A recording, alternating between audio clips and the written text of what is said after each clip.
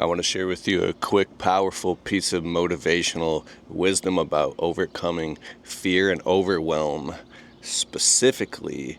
And I had to learn this the hard way, so I'm so honored to share this with you right now. I'm getting ready to run out the door. It's morning, running on little sleep. We're swamped. Landscaping, it's all coming at us. We're in the 100 days of hell, we call it. So if you're in your first few years of your business, this is so crucial. When you're out there doing the good thing of saying yes, yes, yes, and filling out your calendar with tons of work, you got the phone ringing, your word is on the line, your integrity to all types of customers, you have employees, you have materials, you have a family to take care of, your own personal health, you got to get sleep, you got to stay hydrated. You can get to this point sometimes where you're like, it hits you at once and you become so overwhelmed that you go into, there's fight, flight, or freeze. You can freeze into complete paralysis where you're so freaking overwhelmed that you can work yourself into an actual panic attack. I've done this back in the day. And so here's what I want to share with you that's helped me tremendously about overcoming overwhelm. So I'm just going to go into it. This is kind of like a neurolinguistic programming, NLP thing. When I feel the overwhelm coming on, now we have our different tolerances and thresholds. It's like a muscle and you work it. So when you're just getting started, there's people that the tiniest thing overwhelms them and they just flop over into a panic attack. But find that point. It's called finding your edge. You find your edge and you hang out right at that edge. Don't go over the edge to the point where you've taken on too much. But you have to go over the edge and feel that pain. And I'm not saying to ever break your integrity, but you're going to have a couple upset clients to realize, like, it's like putting your hand on a hot stove. Whoa, don't do that. Don't overpromise to too many people because you need money. But you need money, right? You can get into this cycle where you're like, but then you're maybe at home, you're getting heat or you're not getting any sleep. Because, see what I'm saying? It's all coming at you at once. So when you find your edge, you know how to get right up to the edge. My friend Eric Reno has a roofing business. He explains something amazing. He's a very successful guy. He says, I like all the pressure right here on top of my shoulders, and that's when I perform the best. So he keeps himself under pressure. So you keep that pressure threshold, because if you let the pressure off, well, then it's just time to relax and chill. You don't have anywhere to be. But when you keep the pressure on, there's deadlines, there's consequences. This is your circumstance. You have to keep everything going and firing on all 12 cylinders, and that's when you perform at your highest levels. But when you go over out of neediness or scarcity or fear, that's when you get yourself into overwhelm. So here's what I do. When I'm right up at that edge and I'm kind of like going over the edge and it all hits me at once, I feel the tendency to become overwhelmed. It coming on like anxiety, like, oh my God, how am I going to handle all this? And here's what I learned. I get calm, take a breath, and I say, you got this. Hey. You got this. Have you done this before? Yeah. Have you done this 1,000 times? Yeah. What did you do? You got through it, right? So what are you going to do right now? Calm. Eliminate all distractions. Pick up the phone, call that customer. Pick up the phone, text the customer. Go into productivity and stay calm. Because if you allow yourself to be a victim and go, like, it spills over and you go into overwhelm and the panic and the anxiety happens, you're spinning all these plates. What happens is your amygdala fires and your fight or flight goes off, fight, flight, or freeze, and your body pumps with cortisol, the stress hormone, and you literally become completely unresourceful. And now everything just like landslides, just falls, it goes right down the river like an avalanche, and now you're completely useless. I remember one time I was a kid at this time. I must have been 20. I worked at a landscaping business, and I was doing music. So I would do landscaping all day, and then I would do music all night. I was getting no sleep, and we worked a lot of hours, like 70. It was crazy. So I woke up one morning, and I went right into a panic attack. And I literally just texted the boss. This is when I had a job. I can't come in today. I was too embarrassed to even say why. And I literally walked to the park and just laid down and just stared at the clouds for an hour and a half. And then the panic attack went completely away, and it subsided. And then all this freedom took over, and I felt completely free and in control of my life. Because I looked at my phone again, and all I got was text messages from the boss saying, "You chump, you this, you that, you screwed me over, you blah blah blah blah." Like no wonder I was having a panic attack, right? But anyways, so this is kind of funny, but by rolling up my middle finger to the world for half a day, and just, I'm not saying you should ever do this, but at that time in my life, going to the park and just saying, you know what, I need a day for me, just to be in nature. I just laid back. Then after a few hours, I'm laughing, I'm jumping, I'm smiling, I'm jogging through the park, I'm doing push-ups, and I felt completely free. And I learned something that day, that I come first, so you come first. And it's kind of like the theory in, like, well, it's not theory, it's in the plane, you have to put the oxygen mask on yourself first. It's so important. So you have to make sure that you go to sleep at a certain time, right? That you get up at a certain time. In my household, I have an old dog. I love my old dog, Miko. I've talked about him for years. He's 17 now. So my wife and I have nights where we get no sleep. We're up 9, 10, 11, 12 times a night taking care of our old dog, right? So sometimes we don't get any sleep. So you have to make sure you stay hydrated. You have to make time for your family. You have to be at the dinner table. The famous motivational speaker Zig Ziglar, who's a man of God, stood on stage one time. I've listened to tons of audios. He said, if at any time of all the success that I've had, if I ever had to sacrifice my relationship with God and putting my wife and my family first and all that in order to build this career, if I had to put the career first and make them second, then there's no way I would have done it, right? So the truth is, balance is bogus, and if you have to go work 100 hours a week for 3 months straight, which we've all done this, it's important to hyper communicate with the people that you love. Hey, for this season it's going to be really rough because I'm building this business and I have to do all this, and I'm going to do all this, but I'm doing it for us because and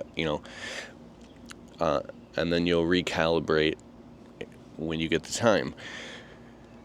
But the overwhelm comes on when you feel inadequate and you feel insecure and you feel like you're not, like, oh my God, when is the money going to come? When am I finally going to get this abundance? Well, the truth is we actually have way more abundance than most everybody in the world. There are people in third world countries that will never, ever have the opportunities that you and I have ever in their entire lives. So we're actually frustrated and overwhelmed at our abundance. Now, I know everything is inflated like crazy. The cost of living is insane. But for me personally, the one thing that gives me anxiety, just to be transparent, the overwhelm feeling comes on because I do live in abundance. But the overwhelm feeling comes on that says, oh my God, I'm supposed to be a multi-millionaire at this point in my life. I should have a vacation home off the coast of Florida and another house up north in Traverse City, Michigan. And we should have so much abundance, right? And even as I talk about it, I feel a little bit anxious because the identity and who I am says I should be worth $100 million right now and be able to donate to orphanages and charities and do just literally pick up the phone and make calls and just amazing things happen. And so Fortunately, that stuff doesn't just happen for anybody who just says that they want it. You have to grow yourself into the type of person and have commercial vehicles and things that, I don't mean trucks, I mean vehicles in commerce that do commerce, that can create or generate or make that type of money. I listened to a guy named Myron Golden on YouTube. I was actually just talking to Paul Jameson about this on my podcast. Him and Naylor went to see Myron, and I really wanted to get tickets, and I regret not going. But he talks about, from a biblical perspective, living in total abundance, right? And some of the stuff has actually really worked for me. But to narrow everything down concisely, to chase money for the sake of money so you can get materialistic things, so therefore people will accept you, or they'll for exterior reasons, so you can feel a certain way inside, but because of something, it's a self-fulfilling doom loop. But I believe, this is kind of deep. I talk about this in one of my landscaping courses.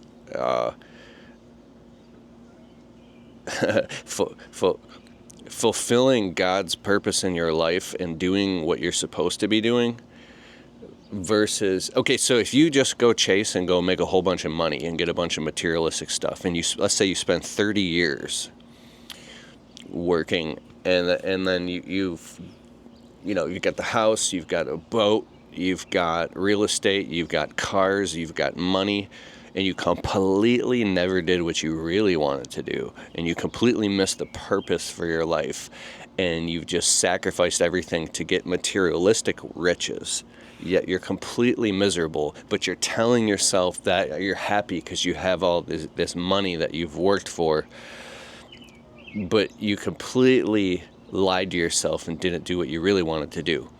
I think that you can have all of the materialistic wealth and money and riches and the boat and the cars and the houses and all these things, and be able to give to charities and help people and stuff and do all these beautiful things and have a vacation home and do the thing that you really love and are passionate and you dream and desire doing. But you have to turn off the world and check out of the world and stay checked into strategy and checked into your heart and what means the most to you. And it'll feel like a long, harder road, less traveled, arduous path. It could be building a multi-million-dollar landscaping or tree company. But whatever that path is, I believe it has to be so incredibly unique to you that it jazzes you up and makes you happy. You can go to sleep and wake up in the morning happy and fulfilled because you know you're doing your purpose and you're doing what you actually love, not just something just because it'll make you money and eventually get you out of some hell or out of some pain. Now, there are periods in life, they could be long periods, especially in your 20s or very early 30s maybe. If you're still broke, you're still not making any money, like really good money, and you're still in debt, you still don't have like your own house and you're not established, you can't just be like, well, I'm not going to go do stuff that I hate because I want to be a famous rapper or musician or singer or be a drummer in a touring band that makes, or I want to be a famous author, a football player. It's kind of like the kid sitting there saying, if I don't get to drive a brand new Mercedes, I'm not driving anything. I'll walk. All right, I'll have fun walking for the rest of your life. See how that works out for you.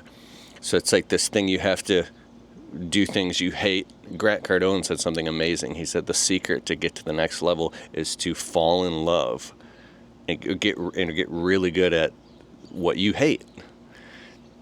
That will get you to the next level, and then you could eventually do what you love. So we got to be practical and logical here. And the reason I went into this whole thing is because I believe that's where some of the stemming of anxiety and overwhelm comes from. It comes from the unmet and unfulfilled expectations that society has on us and that we have of on ourselves.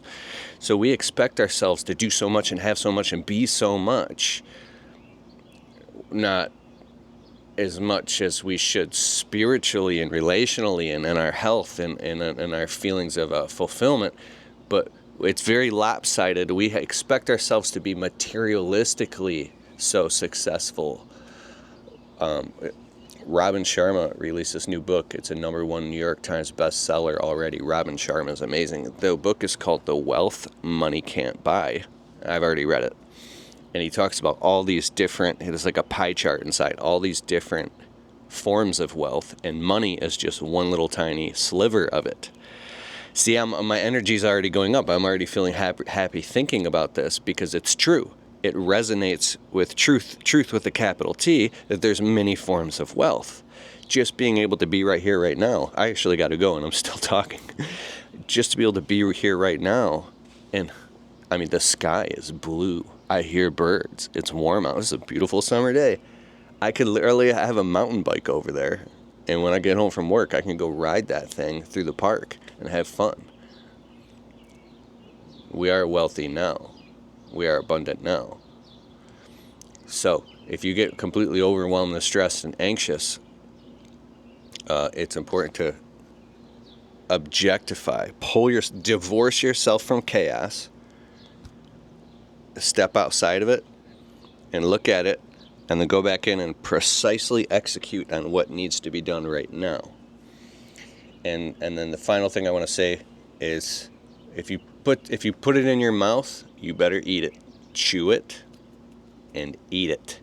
Because you resisting eating what you said yes, that you said you were going to do. You told this client you're going to do this $15,000 job and you're going to be there Monday, and then you told this client you're going to do this $4,000 job. Then you took on this job that you underquote for $400, and you're doing all these different jobs. And if you said that you're going to do it, and you've already signed and you agreed to do it, you better find a way. You put it in your mouth, chew it, and eat it. If you're trying to spit it out, that's where all the anxiety is. You're resisting. So you get calm, don't resist. What you resist persists, and say, hey, I put this in my mouth. I said yes. I wanted to reach my hand into the cookie jar and stuff my face full of cookies. I better chew them and eat them. As soon as you take responsibility and say, I take responsibility for this, I'm getting this done, boom, anxiety is gone. And you're like, you just start taking massive action and going out and checking all the boxes, and you realize that the overwhelm was mostly going on inside of you. If you look at really successful business people, they're masters of handling stress and overwhelm, because they've been through that so many times. They've massaged those pathologies until now they're just highways where they just know how to be effective decision makers, and even in times of what they previously would have got freaked out, overwhelmed, and had a panic attack about. They're like, I've been here 1,000 times. It's a little stressful. It's like you're going into a tunnel and you just focus, and then you come out the other side of the tunnel.